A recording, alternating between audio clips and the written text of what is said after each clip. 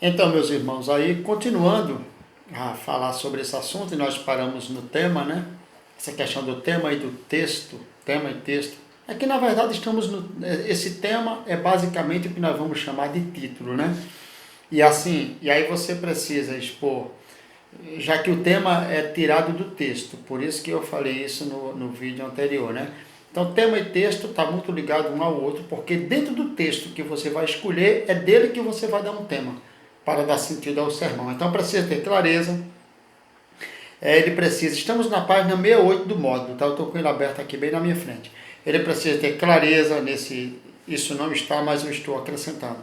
Ele precisa ter clareza, ele precisa ser específico, ou seja, não deve ser um tema genérico, ele deve falar principalmente sobre Deus, sobre salvação e sobre o universo. Eu nem lembro qual foi o tema que eu dei agora no bloco anterior, mas eu dei um tema muito parecido com isso, resultando na figura de Cristo e no sacrifício da cruz, ou seja, tem a ver com salvação, tem a ver com o próprio Deus, uma preocupação de Deus de trazer um Salvador para a humanidade perdida. Lembra que eu falei sobre a semente da mulher? Então, a preocupação do Criador em dar o seu único filho. Aí você pode pegar um texto como João 3,16, por exemplo. Porque Deus amou o mundo de tal maneira que deu o seu único filho para que todo aquele que nele crê não pereça, mas que tenha a vida eterna. A preocupação de Deus, qual foi? Deu o seu único filho. Para quê? Para que ninguém pereça. Olha só, o universo. E aí já pega também a salvação. Deus preocupado em salvar o mundo. Então é importante que tenha clareza, é importante que esse sermão ele seja específico. Como eu já comentei aí em alguns pontos aí, nessa questão do tema, aqui é mais ou menos texto, tema, introdução, né? Essa parte que estamos travando aqui, essa batalha aqui, ou seja, esse tema deve ter entre no máximo aí, digamos que duas, mais ou menos aí, e 7 palavras, para não ser um texto, não se tornar um texto, mas sim uma frase dentro desse tema, então, ou desse título. Por isso que é importante que quando vocês forem explorar essa parte, evite dar um tema do tamanho do mundo, que você vai ter que ocupar aí pelo menos umas 4 ou 5 frases, perdão, umas 6 ou 7 frases. Não precisa, ele tem que ser breve, no mínimo com de 2 a 7 palavras, ou o amor de Deus, ou a bondade de Deus, ou Deus preocupado com a salvação do mundo, coisas do tipo, e aí você já entende, ou a universalidade do pecado. Romanos, lá o livro de Romanos fala muito sobre isso, e você trazer a questão do pecado de salvação, né? A questão justamente da soteriologia, da martiologia, que são doutrinas dentro da teologia sistemática, que vocês já viram ou vão ver mais na frente, e aí todas fazem parte desse contexto da pregação, porque trata da dogmatização ou da sistematização da Bíblia, esse tipo de mensagem, e principalmente essa questão dentro desse tema aí também, que haja uma relevância, né? Ou seja, deve ter relação com a vida das pessoas. Tem que ser, deixa eu ver se eu posso melhorar isso aqui, tem que ser de tal modo que as pessoas possam entender e dizer assim, desse jeito, a expressão correta é essa: Deus está falando comigo. Ou seja, tem que alcançar aquilo que as pessoas estão vivendo. Não que você saiba o que ela está passando, mas que o Espírito Santo te revele através daquilo, ou seja, já te revelou através daquele tema e daquela mensagem que você já preparou e já chegou com ela preparada dentro da igreja. É possível sim que na hora, no culto, Deus até lhe dê uma outra estratégia para você pregar. Talvez mude até o tema que você queria pregar. Talvez isso possa acontecer. Mas nada do que você estudou e nada do que você preparou foi em vão. Deus vai sempre utilizar dentro daquele contexto que você se preparou. Até porque ali o Espírito Santo te encheu. Então é importante que isso aí, né, esteja envolvido e trabalhado dentro do seu sermão. Outra coisa que nós temos que nos preocupar é com a introdução, né? Que é a parte que está no desenvolvimento no seu módulo página 68. Então essa introdução é começar bem e provocar interesse e despertar atenção. Veja bem, tem que começar bem, não pode ficar gaguejando, tem que ser direto. É claro que existe, né, o temor que nós temos a Deus causa essa ansiedade, às vezes ficamos ansiosos e a timidez às vezes até vem, mas evite o máximo que você puder isso aí. Então, começar bem, essa questão da introdução, é provocar interesse e despertar atenção. É justamente isso, você vai provocar esse interesse em que seu púlpito, melhor dizendo, seu público está observando o que está sendo falado do púlpito, para que ele não fique olhando de lado, tirando a atenção até do outro que está do lado dele, porque a mensagem não está interessante. Então, essa importância, essa ideia de começar bem e de provocar esse interesse e despertar a atenção, vai trazer justamente o auditório, vai trazer as pessoas, o público para você. E aí você consegue conquistar ele nos primeiros 5 minutos. Essa introdução é importante que ela leve entre 3 e 5 minutos. Se você conseguir prender a atenção do ouvinte, do seu auditório, nesses primeiros 3 ou 5 minutos, que é o que nós vamos chamar de introdução, por isso que diz aí no seu módulo que começar bem é provocar interesse e despertar a atenção. Porque e não pode uma introdução ter mais do que 5 minutos. Outro dia eu estava bem rápido, deixa eu lhe contar esse exemplo. Outro dia eu estava num lugar, numa pregação, e o pregador recebeu a oportunidade dele, era 8h15 da noite. O pastor deu para ele 40 minutos, porque o pastor avisou, olha, quando faltar 5 para as 21 horas ou para as 9, você me devolve o microfone, que falou de púlpito, inclusive. Ele começou a pregar 8h15. Quando deu 8h45, faltando 10 minutos para ele entregar o pastor, eu disse, agora que eu terminei a introdução, vou começar a pregar agora para você.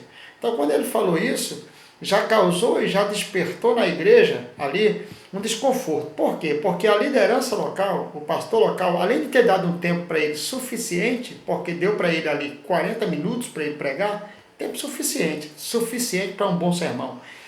A igreja inteira escutou o que o pastor falou e depois que ele falou ali quase 30 ou 40 minutos, uns 30 minutos ele falou, mais ou menos isso, ele foi e falou assim, agora que eu vou começar a pregar, porque isso foi só uma introdução. Ou seja, todo mundo estava pensando que ele já tinha inclusive terminado, né, a pregação dele, mas ele deu esse anúncio. E eu vou lhe dizer, essa pregação durou e foi até umas 9h45 da noite. Primeiro, o pregador desobedeceu, falta de ética, muita falta de ética. Eu nunca mais, em qualquer lugar que esse pregador esteja, e eu estiver com toda certeza, não é uma falta de respeito a Deus, mas é a ele, porque ele não merece de forma nenhuma esse tipo de respeito, até porque ele não se dá o respeito. Então, onde ele estiver, eu não vou mais. Se ele chegar na igreja para pregar, com toda certeza, terminar, deu o horário, não tem nem como ficar, porque isso é a falta de respeito à autoridade local. Ele faltou com respeito à autoridade eclesiástica, constituída por Deus ali, que é o pastor. O pastor deixou claro. E a igreja toda, depois de 9h15, até 9h15 da noite, estava todo mundo ligado. Depois disso, ninguém quis mais saber do assunto. Isso porque ele feriu esses princípios aí, tá bom? Então, aproximar o ouvinte do sermão e dar a ele uma noção ou explicação do que vai ser falado.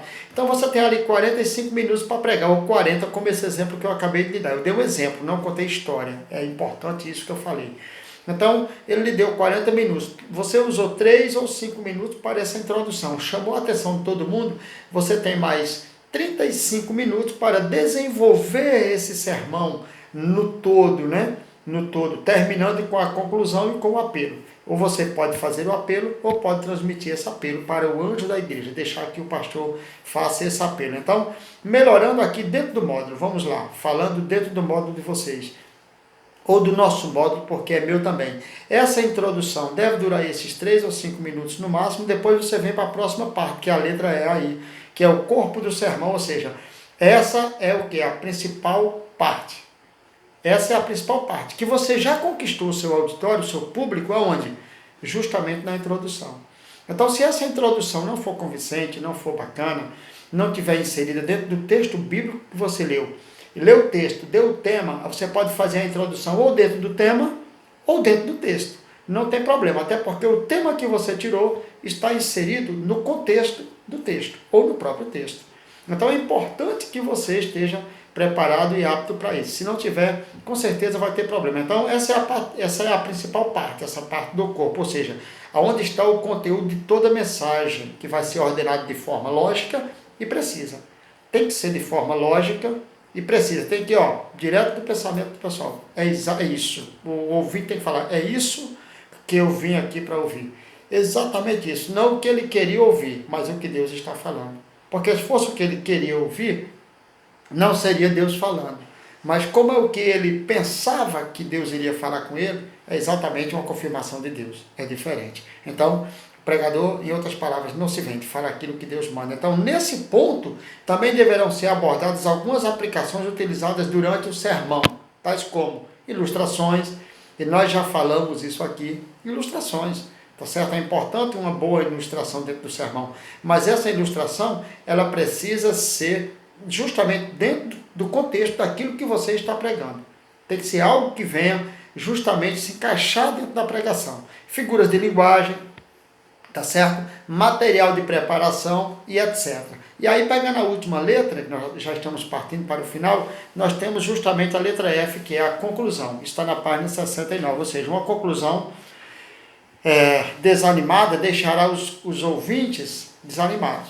Então essa conclusão tem que ser uma conclusão positiva, em cima daquilo que você pregou e positiva, mostrando o objetivo de Deus para a vida do ser humano. Qual é o propósito de Deus para a vida do ser humano? Ou seja, baseados no objetivo específico do sermão, a conclusão é uma síntese do mesmo e deve ser uma aplicação final à vida do ouvinte, ou seja, tem que trazer essa aplicação final, aquilo que nós estamos vivendo, com base em tudo que está acontecendo e que você pregou justamente dentro dos dias atuais, daquilo que o mundo está oferecendo. E o apelo é um esforço feito para alcançar a consciência, né? Então, o coração e a vontade do ouvinte são os frutos do sermão, exatamente isso. Então, espero que essa parte tenha ficado bem esclarecida. A homilética tem essa vantagem, qualquer assunto que abordar é muito parecido. Eu espero que na próxima aula nós com toda certeza venhamos ter bastante conteúdo para terminar esse assunto. Acredito que eu vou mostrar ou jogar alguns tipos de sermões para vocês dentro do contexto, conforme eu falei, desse contexto todo aí da pregação e tudo mais, e devo estar enviando aí para o zap de vocês. Essa semana sim farei isso, até porque semana que vem é o encerramento. Não vou nem usar como requisito de nota, porque já pedi o questionário, mas para ajudar a quem tem dificuldade. Que Deus lhe abençoe, que Deus lhe proteja e que Deus lhe guarde em meio a tudo que estamos passando. Que Deus abençoe sua vida, sua casa e a sua família, em nome de Cristo Jesus.